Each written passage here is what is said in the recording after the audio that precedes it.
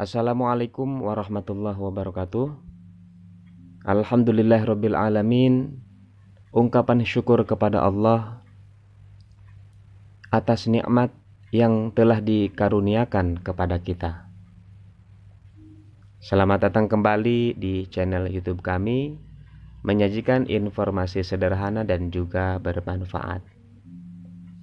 Baik teman-teman, pada video kali ini kita akan membahas 4 kompetensi guru menurut Undang-Undang Nomor 14 Tahun 2005 tentang guru dan dosen. Tapi sebelumnya jangan lupa support kami dengan cara like dan juga subscribe agar channel ini bisa terus berkembang.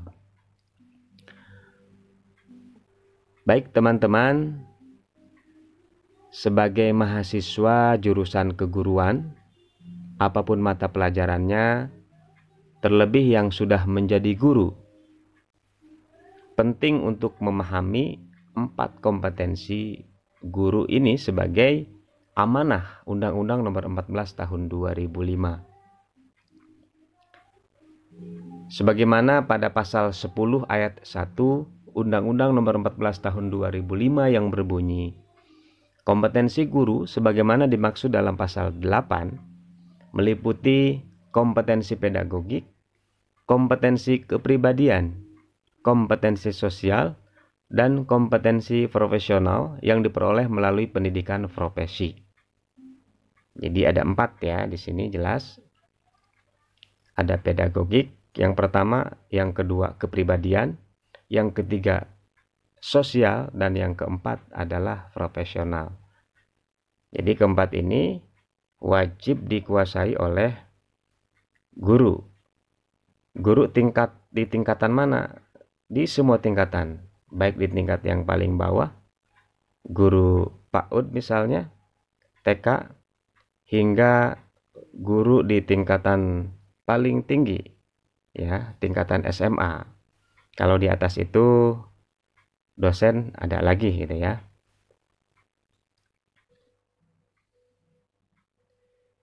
Baik, kita akan bahas satu persatu dari keempat kompetensi yang tadi. Yang pertama, kompetensi pedagogik. Kompetensi pedagogik adalah kemampuan pemahaman terhadap peserta didik, perancangan dan pelaksanaan pembelajaran, evaluasi hasil belajar, dan pengembangan peserta didik untuk mengaktualisasikan berbagai potensi yang dimilikinya. Nah, kalau kita simpulkan dari definisi tadi, maka ada beberapa hal yang perlu dikuasai oleh guru dalam hal kompetensi pedagogik. Yang pertama, guru harus memahami peserta didik secara mendalam, baik itu perilakunya, karakternya, minat, bakatnya, dan lain sebagainya.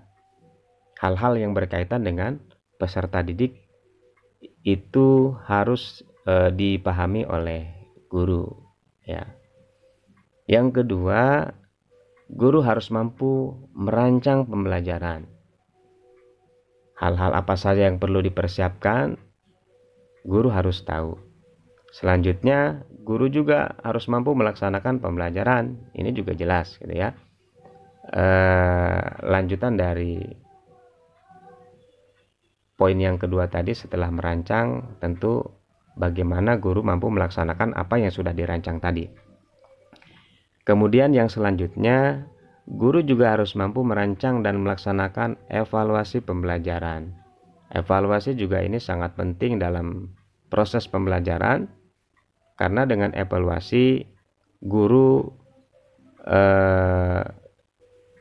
bisa mengukur ya, atau mengetahui sejauh mana keberhasilan dalam proses pembelajaran.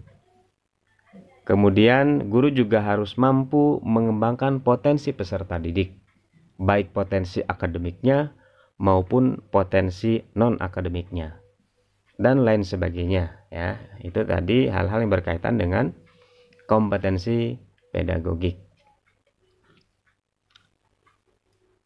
Selanjutnya, Yang kedua, kompetensi kepribadian. Kompetensi kepribadian adalah kemampuan personal yang mencerminkan kepribadian yang mantap, stabil, dewasa, arif, dan berwibawa, menjadi teladan bagi peserta didik dan berakhlak mulia.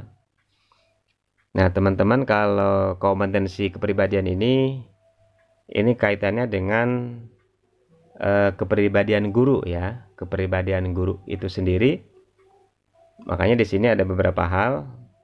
Di antaranya ya, yang pertama misalnya guru harus memiliki kepribadian yang stabil. Kemudian harus dewasa juga, harus arif dan juga bijaksana, harus berwibawa gitu kan. Kemudian guru juga harus berakhlak mulia dan menjadi teladan atau menjadi contoh bagi para peserta didiknya. Dan hal-hal lainnya yang berkaitan dengan kompetensi kepribadian. Kemudian yang ketiga, kompetensi profesional. Kompetensi profesional adalah penguasaan materi pembelajaran secara luas dan mendalam, yang mencakup penguasaan materi kurikulum, mata pelajaran di sekolah, dan substansi keilmuan yang menaungi materinya, serta penguasaan terhadap struktur dan metodologi keilmuannya. Nah, hal-hal yang berkaitan dengan kompetensi profesional. Misalnya, guru harus betul-betul menguasai materi pembelajaran.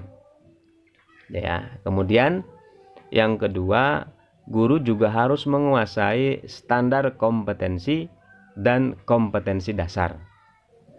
Ini juga jelas ya.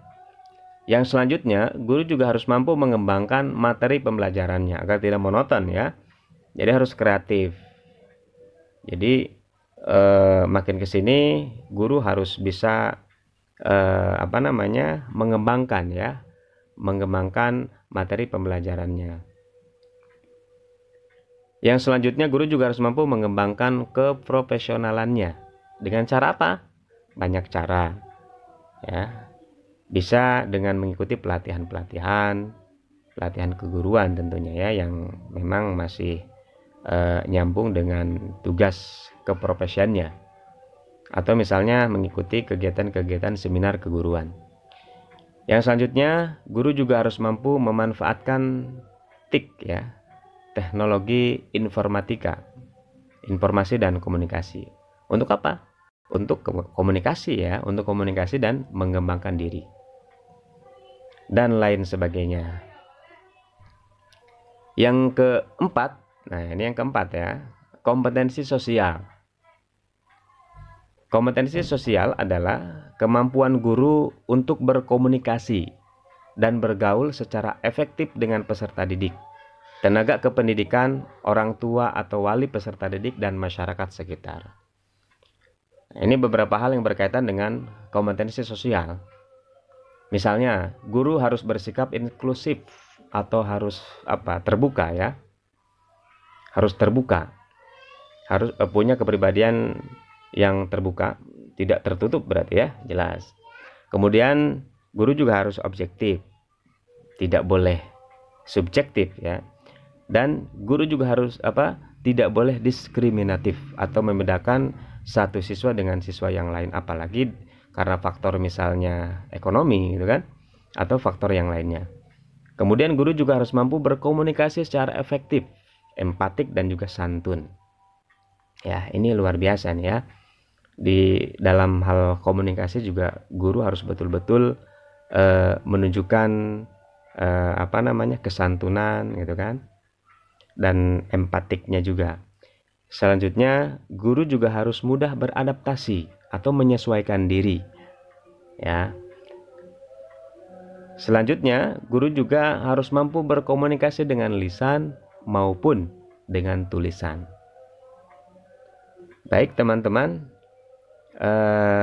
itu adalah keempat kompetensi yang harus dimiliki oleh guru ya, baik yang masih mahasiswa nih, yang masih mahasiswa atau mahasiswa keguruan, ataupun yang sudah menjadi guru. Keempat kompetensi itu yang tadi saya sampaikan wajib untuk betul-betul dipahami secara teori dan juga secara prakteknya gitu ya. Jadi harus diaplikasikan juga. Baik, itu saja teman-teman video kali ini. Terima kasih. Kalau ada saran dan masukan silahkan tuliskan di kolom komentar. Sekian, assalamualaikum warahmatullahi wabarakatuh.